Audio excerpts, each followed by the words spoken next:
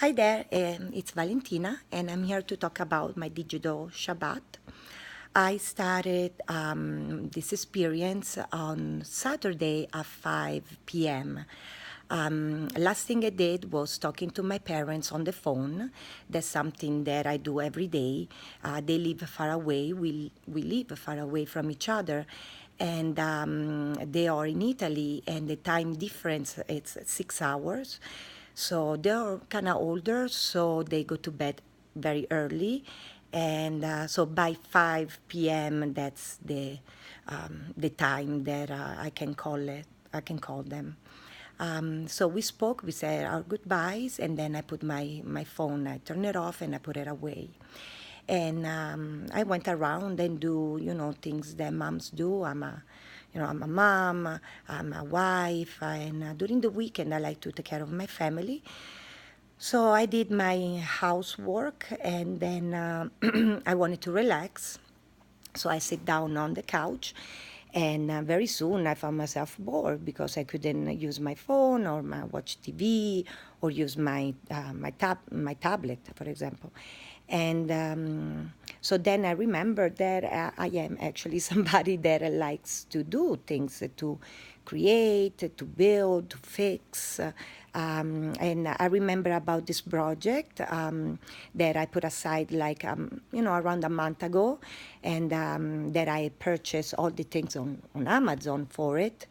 And so I took out the book that I needed and all my little oils and essential oils and coconut oils and rollers.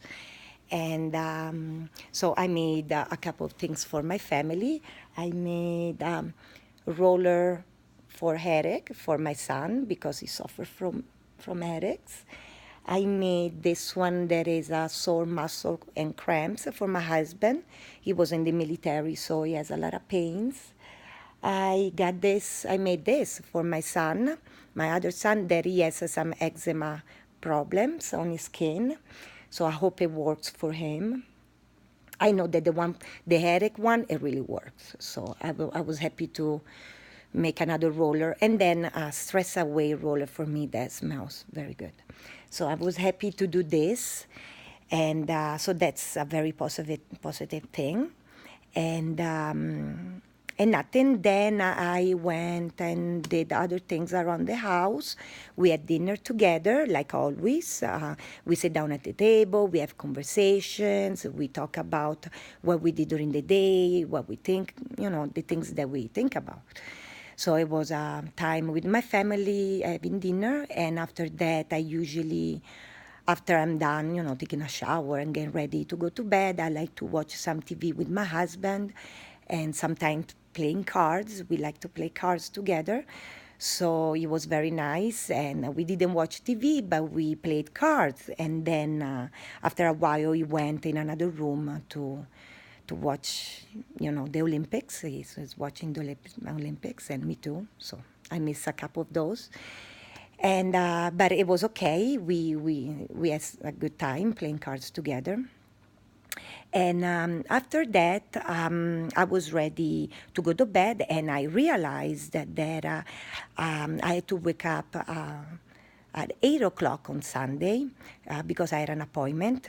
And the fact that I couldn't rely on my phone or the computer or even my TV to wake me up, I started to think about it because I don't have any other alarm clock. And I didn't want to bother my family to wake me up because Sunday they usually sleep a little bit later. So I didn't want to bother them. And then I remember about my old Casio. My old Casio has an alarm. So I set the alarm, and I was able to wake up on Sunday. So I didn't miss anything. And then another thing, though, that this thing I didn't like it is that usually before going to bed, I like to send a message to my parents and tell them good morning, that I love them and all this stuff. And I couldn't be able to do that. And so I didn't like it. I felt a little bit distant, a little bit alone. So that was something that, you know, I didn't like. I like to have my technology for that. Um, and then in the morning, I woke up and I wanted to finish the rest of my hours, and I did. I did. I stayed without technology for other 3 hours on Sunday. And then when I turned on my phone, I only had my father message that he sent me a good night for me. And so I was happy to see that. But then I realized that I didn't have any other missed call or text messages. I went on my Facebook and there wasn't much going on over there either. And it made me realize how much maybe my friends, they are my age, and they have families and children and spouses and relatives that during the weekend, most of the people like to spend their times with their families. And also myself. So I realized that maybe, I didn't miss them much. So that. Then the two questions that I have, they are actually wonders. And I wonder, really, if humanity and with their society will find that balance between using technology for what is very good for us, and but not for entertaining. To still find the balance to actually go out and go meet a friend, or actually do things that we are very capable of, create and make phone calls, or, even listening to music and going out to concert and go visit places. So I hope and I wonder when that is going to happen. But I have positive feelings about that. I think we're going to be able to adapt and find the right balance.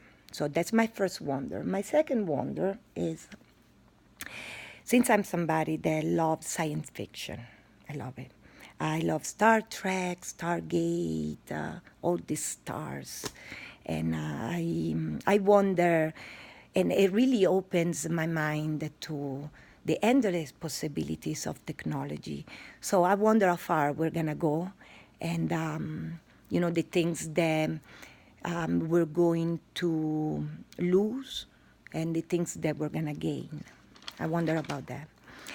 Now, the two things that I learned from this experience of being without technology for 8 hours is that we really rely too much on technology.